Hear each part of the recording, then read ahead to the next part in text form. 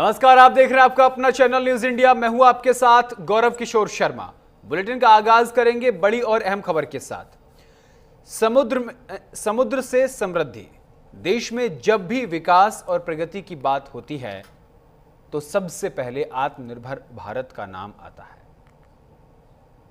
गुजरात के भावनगर में हुए समुद्र से समृद्धि कार्यक्रम में प्रधानमंत्री नरेंद्र मोदी ने एक बार फिर देशवासियों से अपील की कि विदेशी सामान पर निर्भरता कम करें और मेड इन इंडिया प्रोडक्ट को बढ़ावा दें।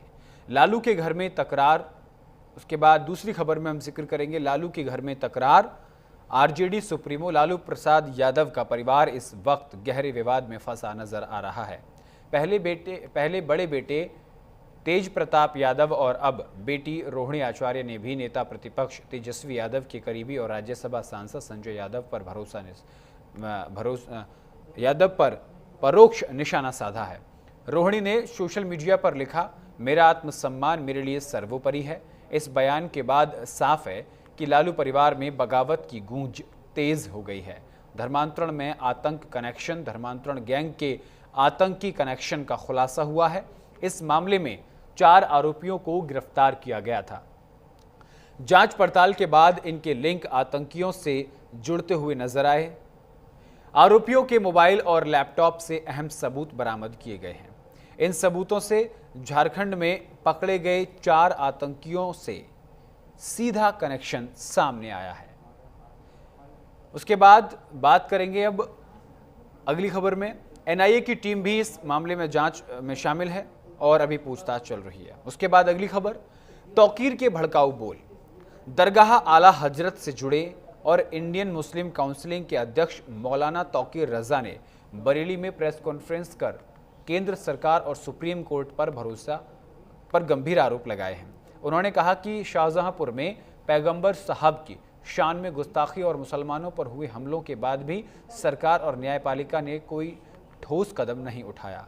मौलाना ने साफ कहा कि अगर एक हफ्ते के भीतर नफरत फैलाने वालों पर कार्रवाई नहीं हुई तो मुस्लिम समाज सड़कों पर उतरकर प्रदर्शन करेगा।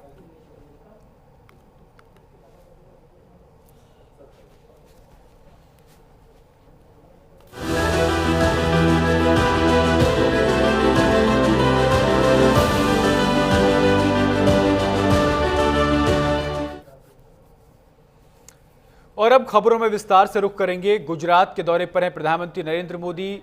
धोलेरा का प्रधानमंत्री नरेंद्र मोदी का हवाई सर्वेक्षण किया है। धोलेरा का हवाई सर्वेक्षण में प्रधानमंत्री नरेंद्र मोदी ने कई बड़ी बातों को ध्यान में रखा, उनका जिक्र किया। आपको बता दें, प्रधानमंत्री नरेंद्र मोदी ने DSIR का हवाई सर्वेक्षण भी किया है। तो प्रधानमंत्री नरेंद्र मोदी गुजरात के दौरे पर हैं। उन्होंने वडनगर में जनसभा को संबोधित किया और विकास परियोजनाओं की सौगात भी दी। DSIR का हवाई सर्वेक्षण करते हुए प्रधानमंत्री नरेंद्र मोदी नजर आए।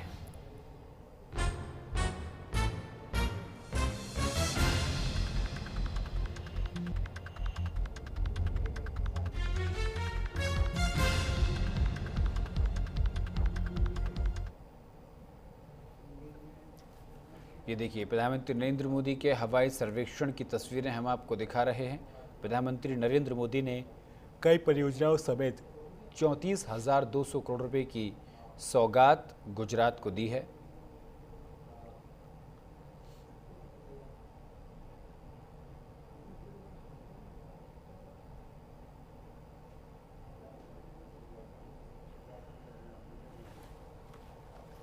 गुजरात के दौरे पर प्रधानमंत्री नरेंद्र मोदी, आपको बता दें कि भावनगर में प्रधानमंत्री नरेंद्र मोदी ने कई सौगातें दी हैं। गुजरात को 34,200 करोड़ की सौगात से नवाजा है। समुद्र से समृद्धि कार्यक्रम में प्रधानमंत्री नरेंद्र मोदी ने कहा, लाखों लोग सेवा पखवाड़ा मना रहे हैं। प्रधानमंत्री मोदी आपको बता दें कि उन्होंने कहा कि प्रधानमंत्री नरेंद्र मोदी ने कहा कि समुद्र से समृद्धि हमारी विरासत है, संस्कृति का हिस्सा है। दूसरे देशों पर निर्भरता ही हमारा दुश्मन है। हमें आत्मनिर्भर बनना ही होगा। कांग्रेस ने हमारे सामर्थ्य को नज़रअंदाज किया है। चिप या शिप, सब कुछ भारत में बने। 100 दुखों की एक ही दवाई है, आत्मनिर्भर भारत।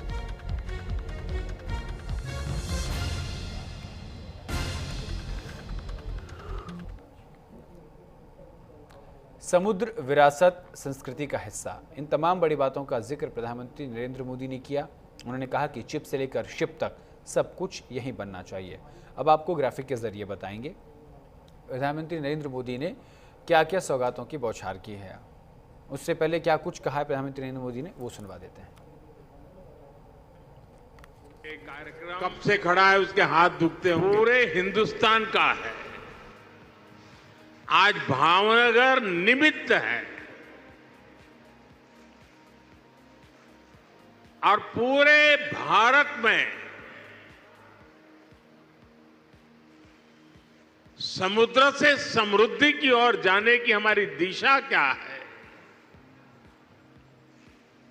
उसके लिए आज इस महत्वपूर्ण कार्यक्रम का केंद्र भावनगर चुना गया है।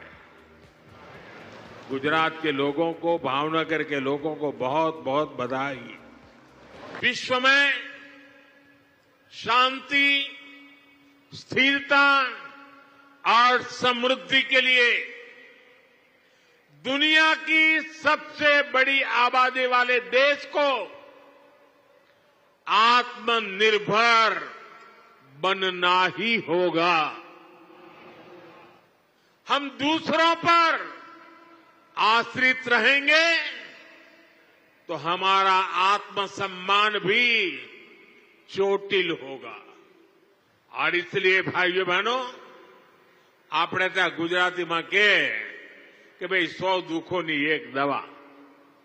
100 दुखों की एक ही दवाई है और वो है आत्मनिर्भर भारत।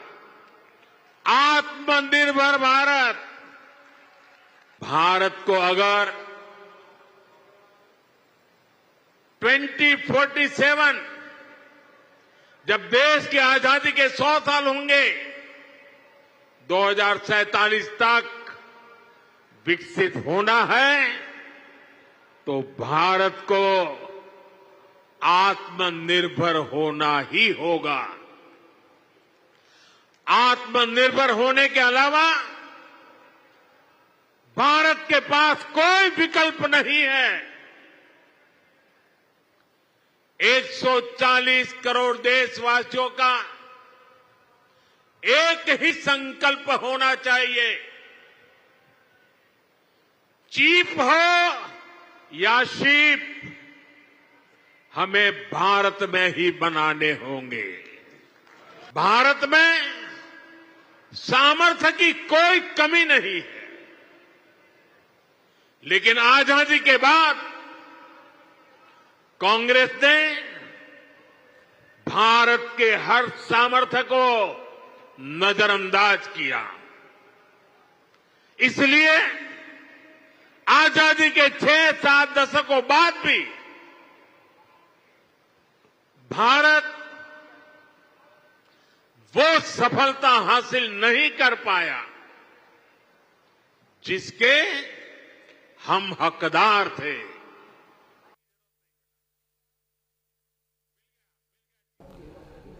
बिहार की राजनीतिक दुनिया में इस समय एक नया विवाद गरमाया हुआ है। लालू यादव की बेटी और आरजेडी नेता रोहिणी आचार्य के सोशल मीडिया एक्टिविटी को लेकर अचानक हलचल मची है। शुक्रवार 19 सितंबर 2025 को रोहिणी ने अपने एक्स अकाउंट पर एक पोस्ट शेयर किया, जिसे लेकर अब राजनीतिक और सार्वजनिक स्तर पर चर्चा शुरू हो गई है। इस पोस्ट में रोहिणी ने व्यक्तिगत और राजनीतिक मुद्दों को लेकर अपनी राय व्यक्त की थी। हालांकि उनकी इस पोस्ट की वजह से परिवार के भीतर और पार्टी के अंदर हल्की फुल्की खींचतान की खबरें सामने आई। इसी के चलते रोहिणी आचार्य ने अपने एक्स अकाउंट को पब्लिक से प्रोटेक्ट कर दिया। क्या है पूरा मामला, रिपोर्ट देखिए।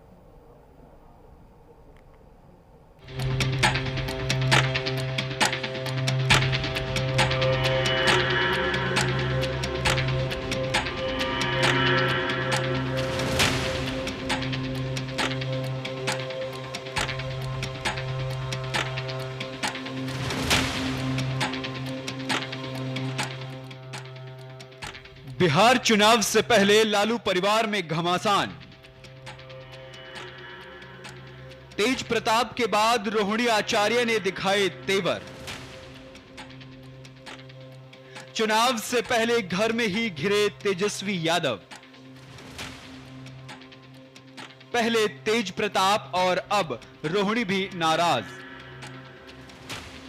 एक तरफ तेजस्वी यादव बिहार में अपनी पूरी ताकत झोंक रहे हैं, वहीं दूसरी तरफ उनके घर में बगावत के सुर कतार में लगे हैं। पहले तेज प्रताप यादव और अब रोहिणी के सुर बदले बदले नजर आ रहे हैं। बता दें कि रोहिणी के एक फेसबुक पोस्ट ने बिहार की सियासत में भूचाल ला दिया है।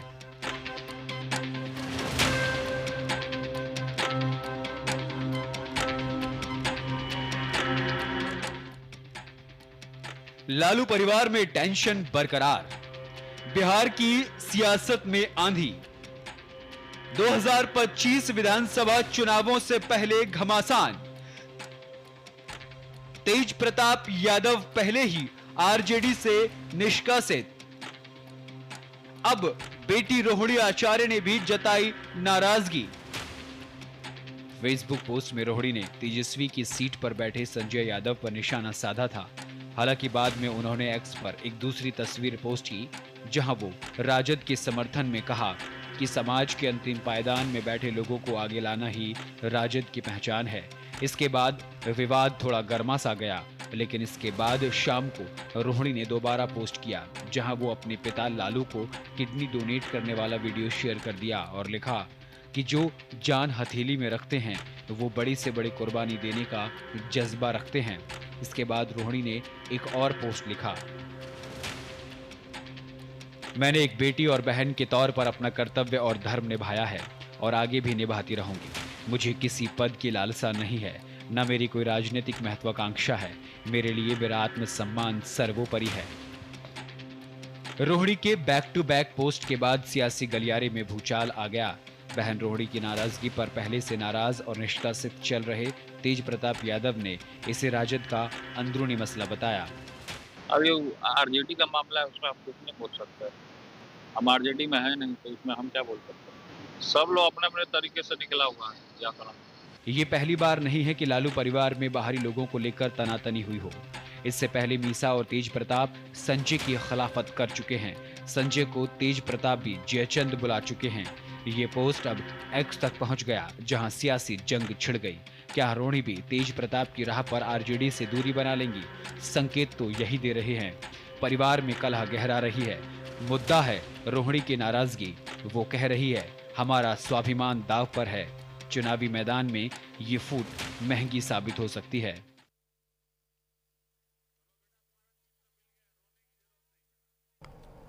तो लालू परिवार की जो लड़ाई है वो अब सार्वजनिक हो गई है। अब और पार्टियों के बड़े नेता भी इस पर प्रतिक्रिया दे रहे हैं। आगे बढ़ते हैं खबरों में। आगरा धर्मांतरण मामले में बड़ा खुलासा हुआ है। दो बहनों के धर्मांतरण मामले में बड़ा खुलासा हुआ है। आपको बता दें कि गिरफ्तार आरोपियों का आतंकियों से कनेक्शन निकला है। अब तक मामले में 14 लोग गिरफ्तार हो चुके हैं। उत्तर प्रदेश के आगरा में दो सगी बहनों के अवैध धर्मांतरण मामले में एक बड़ा खुलासा हुआ है। इस पूरे मामले के आरोपियों का कनेक्शन आतंकियों से जुड़ा माना जा रहा है। पुलिस ने अब तक 14 आरोपियों को गिरफ्तार किया है। अप्रैल में एटीएस ने झारखंड से 4 आतंकियों को गिरफ्तार किया था, जो लोगों को ब्रेन वॉश करने का काम करते थे। पुलिस पड़ताल में पता चला कि अवैध धर्मांतरण के मुख्य आरोपी अब्दुल रहमान और आयशा उर्फ एसवी कृष्णा के तार इसी आतंकी से जुड़े हुए हैं। पड़ताल में सामने आया कि हिंदू सिख परिवार की 2 बहनों को अलग अलग तरीकों से गिरोह के सदस्यों ने फंसाया और उन्हें कश्मीर ले जाकर ब्रेन वॉश किया। इसके बाद उन्हें धर्म परिवर्तन के लिए तैयार किया गया। आर्थिक मदद का प्रलोभन देकर बहनों को दिल्ली से कोलकाता ले जाया गया। पुलिस ने कई दिनों तक गुप्त कार्रवाई के बाद दोनों बहनों को पश्चिम बंगाल के शहर से बरामद किया। मुख्य आरोपी अब्दुल रहमान को दिल्ली से गिरफ्तार किया गया।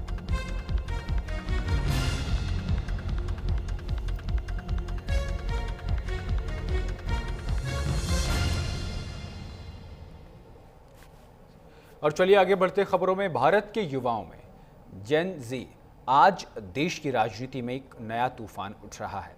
बरेली की मस्जिदों से लेकर संसद की गलियारों तक आवाजें उठ रही हैं जो सरकार को चेतावनी दे रही हैं। मौलाना तौकीर रजा की सड़कों पर उतरने की धमकी और राहुल गांधी का युवाओं को बगावत का आह्वान, क्या ये भारत की एकता को चुनौती दे रहा है या अन्याय के खिलाफ जरूरी पुकार है? आइए गहराई से समझें इन दोनों बयानों को, जो साफ तौर पर सत्ता के खिलाफ खड़े होकर देश को हिला रहे हैं। ये सिर्फ बयान नहीं बल्कि संभावित आंदोलन की चिंगारी है। ये रिपोर्ट देखिए।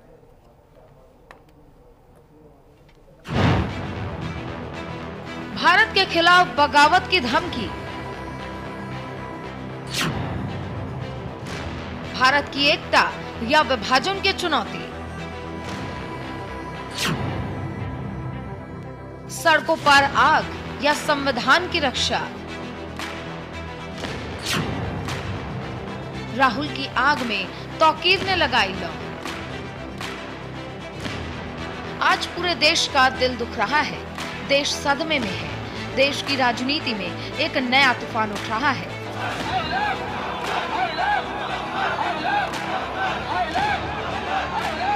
बरेली की मस्जिदों से लेकर संसद के गलियारों तक आवाजें उठ रही हैं जो सरकार को चेतावनी दे रही है।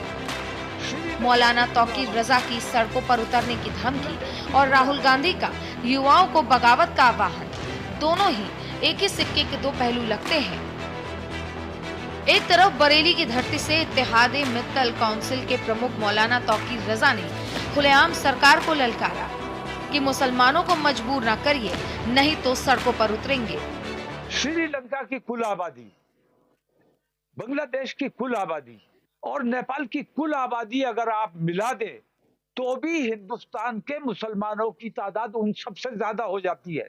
अगर मुसलमान सड़कों पर आएगा तो हुकूमत मानने पर मजबूर हो जाएगी। हमारी इस खामोशी को, हमारी इस हुब्बुल वतनी को अगर हमारी बुज़दिली समझा जा रहा है तो ये बहुत घातक है, क्योंकि मुसलमान जिस दिन हमारे कंट्रोल से बाहर हो गए उस दिन देश के हालात कुछ भी हो सकते हैं।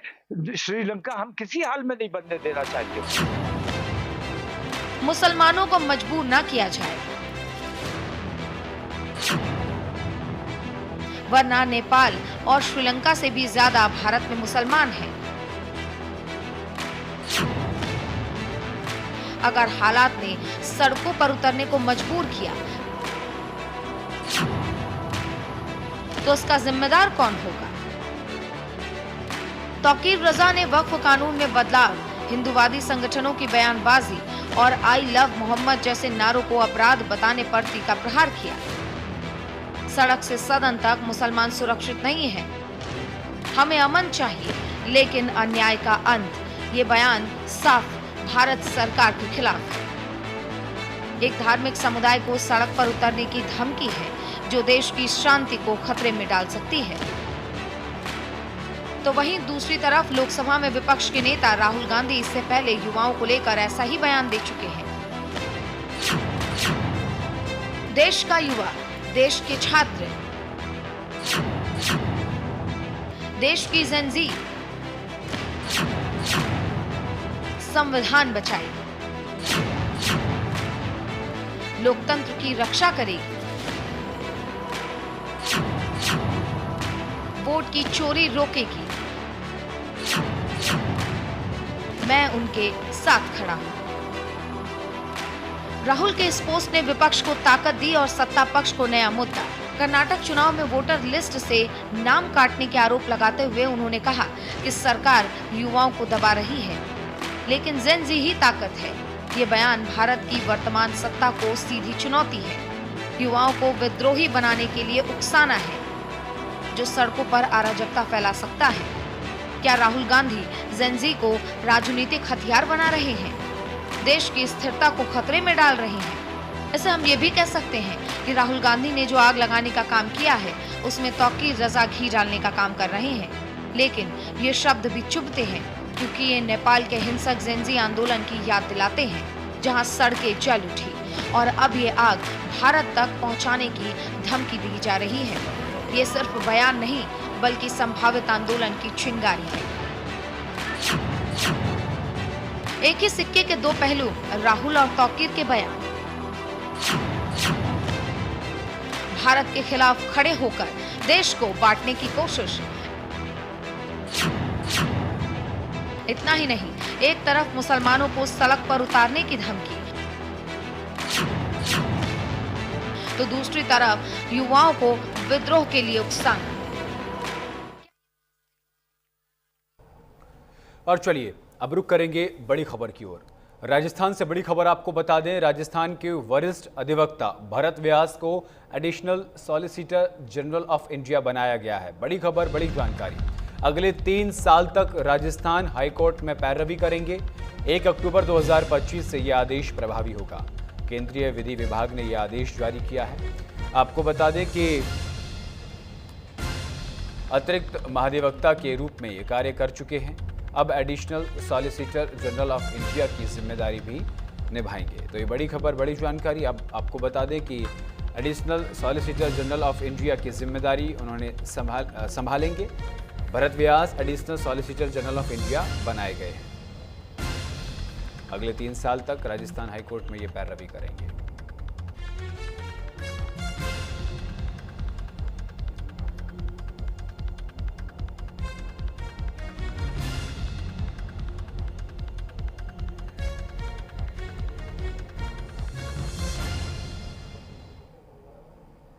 मध्य प्रदेश की राजधानी भोपाल में लगा